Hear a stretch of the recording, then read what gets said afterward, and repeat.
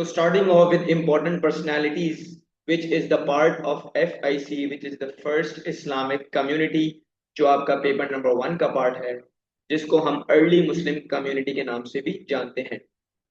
तो important personalities में सबसे पहली पर्सनैलिटी जो आज हम कवर करेंगे विच इज हजरत अबू तालिब, जनाब अबू तालिब के बारे में आज इंशाल्लाह हम गुफ्तगू करेंगे। Right, so starting off with Hazrat Abu Talib.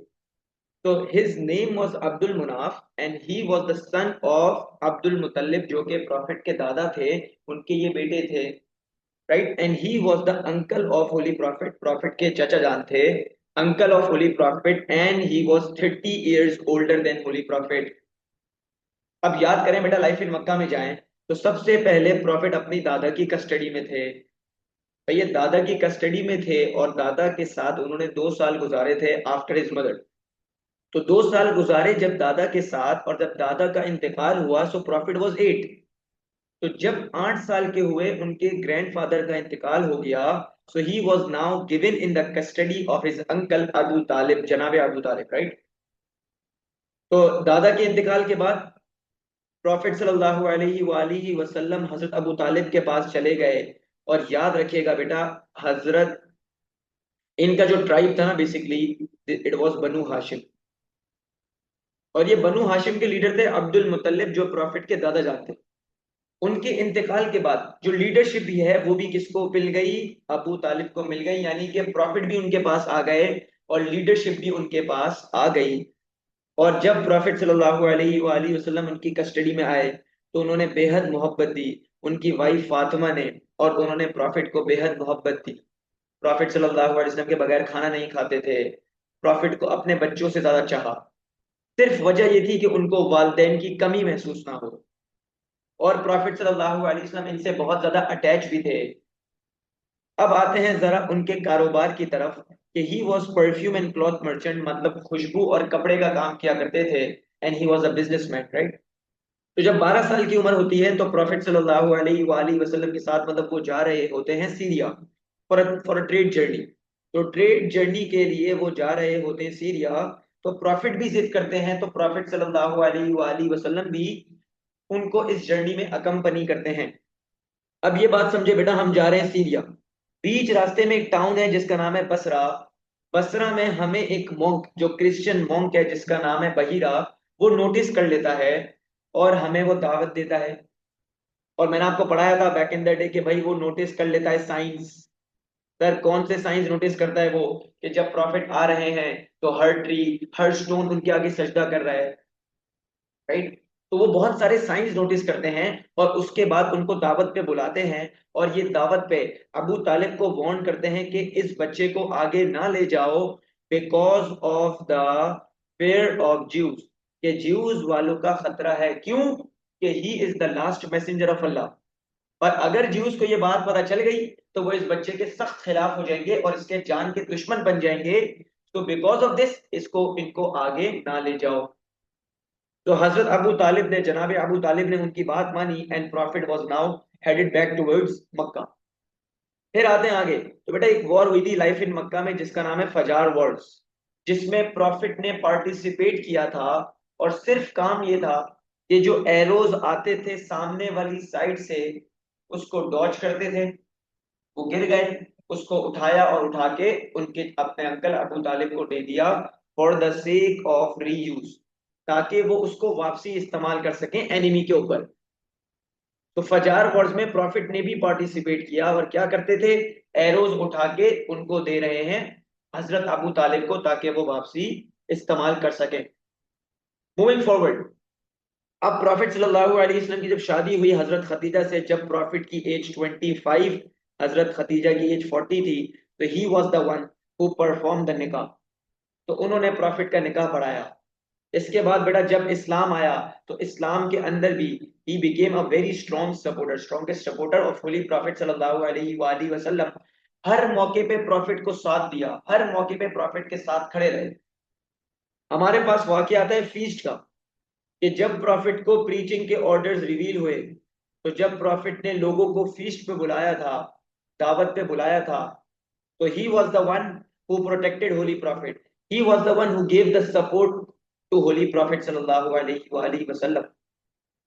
इसके बाद बेटा आपको याद होगा ओपन प्रीचिंग के बाद कुरैश वालों ने परसिक्यूशन शुरू कर दी थी प्रॉफिट पे भी और फॉलोअर्स पे भी। तो परसिक्यूशन में भी प्रॉफिट के साथ खड़े थे। मैं आपको एक इवेंट बताता हूँ कि ये मैंने बताया था परसिक्यूशन ऑन होली प्रॉफिट के अंदर कि उन्होंने डिफरेंट तरीके से प्रॉफिट को परसिक्यूट करने की कोशिश की थी और उनको उस चीज के रिजल्ट ही नहीं मिल रहे थे।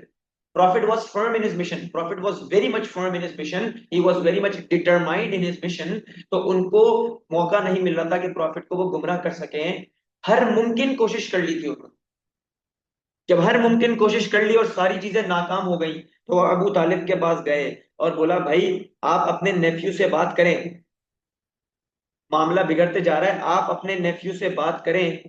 तो जब वो प्रॉफिट से बात करने आए थे तो प्रॉफिट ने एक जबरदस्त हिस्टोरिकल डायलॉग बोला था कि oh my uncle, if they place sun in my right hand and moon in my left hand, अगर एक हाथ में सन रख दें एक हाथ में मून रख दें और कहें कि भाई मैं ये चीज छोड़ दूं, मैं ये चीज छोड़ दूं, तो या तो मैं इस हालत में मौत एक्सेप्ट कर लूंगा, मतलब मौत कबूल है, या तो फतह मिल जाएगी।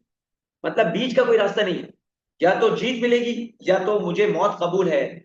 तो जब हजरत अबू तालिब ने प्रॉफिट का ये डायलॉग सुना कि प्रॉफिट सल्लल्लाहु अलैहि वसल्लम इतने ज्यादा फर्म है अपने मिशन में, तो उन्होंने फिर प्रॉफिट को सपोर्ट किया। बोला कोई मसला नहीं है, हम आपके साथ खड़े हैं, हम आपको कभी भी अकेला नहीं छोड़ेंगे। और प्रॉफिट सल्लल्लाहु अलैहि वसल्लम को बोला कि जाएं आप प्रीचिंग करें, बैक कैंप पे हम खड़े हैं, हम देख लेंगे जो भी मसले आएंगे, आप टेंशन ना लें, we are here for you. तो ये बात हुई। इसके बाद जब आपको ये पता है बेटा, जब माइग्रेशन हो गई थी, माइग्रेशन के बाद प्रॉफिट सल्लल्लाहु अलैहि वसल्लम के ट्राइब को बॉयकॉट कर लिया था। तो हमने ये जो 3 साल का बॉयकॉट गुजारा वो भी हजरत अबू तालिब की प्रॉपर्टी थी जिसका नाम था शिबे अबी तालिब। तो it was the rock bounded property and it was of Abu Talib. तो हमने 3 साल वहां गुजारे जो कि जिंदगी के बड़े मुश्किल 3 साल थे, बहुत मुश्किलें हमने फेस की। एंड उस मुश्किल टाइम में भी हजरत अबू तालिब ने प्रॉफिट को सपोर्ट किया, हर मुमकिन कोशिश की, प्रॉफिट की सिक्योरिटी का खास ख्याल रखा। मतलब चाहे मुश्किल हालात हो चाहे अच्छे हालात हो, प्रॉफिट के साथ वो शाना बशाना खड़े हैं, इस तरह वो खड़े हैं प्रॉफिट के साथ। फिर बेटा बॉयकॉट के जरा आगे आए तो बॉयकॉट के अंदर ये बॉयकॉट एंड कैसे होता है। मैंने आपको बताया था कि वो जो उन्होंने पार्चमेंट लटकाया था काबा के ऊपर, इनसाइड द काबा जब उन्होंने पार्चमेंट लटकाया था, जो एग्रीमेंट लटकाया था वो एग्रीमेंट जो है वो सारा टर्माइट्स ने खा लिया था, दीमक ने खा लिया था, except for the word of Allah. तो अल्लाह ने प्रॉफिट को बताया और प्रॉफिट ने हजरत अबू तालिब को बताया कि भाई ये सिलसिला है। तो हजरत अबू तालिब फौरन से उन लोगों के पास गए, लीडर्स के पास गए जो कि दारुल नदवा में बैठे थे, और उनको ये सिचुएशन बताई है। बोला भाई वो जो तुम लोगों ने वो पार्चमेंट लटकाया है ना, वो सारा पार्चमेंट जो है टर्माइट्स ने खा लिया है except for the word of Allah सुब्हानहू व तआला। तो उन्होंने कहा अच्छा ऐसी बात है। बोला देखें अगर ऐसी बात हुई, अगर तुम्हारी स्टेटमेंट ट्रू हुई तो बॉयकॉट अभी अभी अपलिफ्ट हो जाएगा, एंड हो जाएगा। उन्होंने दो कंडीशन दी, अगर बात सच हुई ट्रू हुई तो बॉयकॉट एंड कर देंगे, और अगर फॉल्स हुई तो भाई प्रॉफिट को हमारे हैंड ओवर कर देना। राइट, अगर बात गलत हुई तो प्रॉफिट को हमारे हैंड ओवर कर देना। हमने बोला ठीक है कोई मसला ही नहीं है, डेफिनेटली अगर प्रॉफिट ने बात कही है तो ऐसा कैसे हो सकता है कि गलत हो। और जब सारे लोग वहां गए हैं और उन्होंने ये चीज बराह रास्त अपनी आंखों से देखा कि वो जिस तरह प्रॉफिट ने बताया था उसी तरह एग्जैक्ट वही चीज थी, बट फिर भी उन्होंने इस्लाम कबूल नहीं किया। और जो स्टेटमेंट थी बेटा वो ट्रू हो गई, और जब स्टेटमेंट ट्रू हो गई तो बॉयकॉट को अपलिफ्ट कर दिया। एंड इस अपलिफ्ट करने के बाद इनकी हेल्थ जो है तबीयत बहुत ज्यादा खराब हो गई, क्योंकि मैंने आपको बताया ये 3 साल बड़े मुश्किल गुजरे, बहुत प्रॉब्लम्स फेस की, खाने पीने के मसले, गर्मी के मसले, बहुत मसले मसाइल थे। तो after this boycott his health started falling, और 10th ईयर ऑफ प्रॉफिटहुड में बेटा इनका इंतकाल हो गया, जो प्रॉफिट के बिगेस्ट सपोर्टर थे। 10th ईयर ऑफ प्रॉफिटहुड में इनका इंतकाल हुआ। एंड प्रॉफिट इनके इंतकाल पे बहुत ज्यादा अफसरदा थे क्योंकि प्रॉफिट सल्लल्लाहु अलैहि वसल्लम के ये सबसे क्लोजेस्ट थे। उन्होंने हर मुश्किल मौके पे प्रॉफिट को सपोर्ट दिया। और इसी साल ये एयर ऑफ ग्रीफ का नाम दिया प्रॉफिट ने, क्योंकि दो इंपॉर्टेंट पर्सनैलिटीज का इंतकाल हुआ। द फर्स्ट इज हजरत Abu Talib and the second is हजरत Khadija, the biggest two supporter of holy prophet सल्लल्लाहु अलैहि वसल्लम। तो प्रॉफिट ने नाम दिया year of grief, year of sorrow, या आमुल हुज्न, जिसको हम कहते हैं गम का साल, which is 6198। So this was Hazrat Abu Talib's story during the lifetime of Holy Prophet sallallahu alaihi wasallam.